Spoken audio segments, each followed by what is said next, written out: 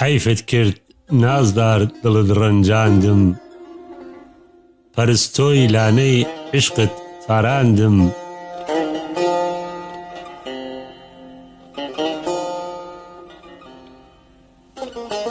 دەمویست لە دنیای بەرزی دڵداری تۆ شاجوان بیت و هەر تۆ بیت دیاری. تۆ لە سەری کەیت تاجی شێعری من، ئەلیزەیەک بیت دووربی لە مردن.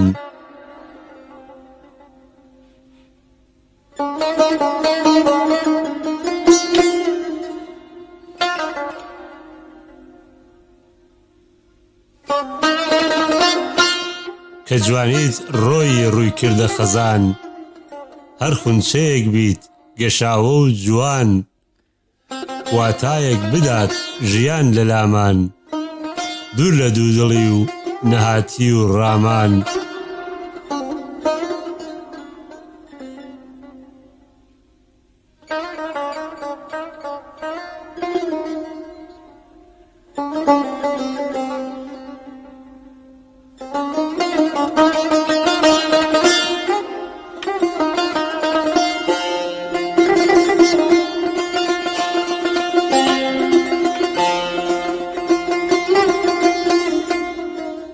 کەچی زوو کەوتیە نێوداوی بایی، منیشت جێهێشت تۆ بە تەنهایی. دەزانم زاوای تازەی داهاتوو، دەتباتە کۆشکی بەرزی لێ هاتوو. بۆت ئامادەیە چی دڵ بیگرێ، جەستەت لە زێڕی بێئەوین دەگرێ.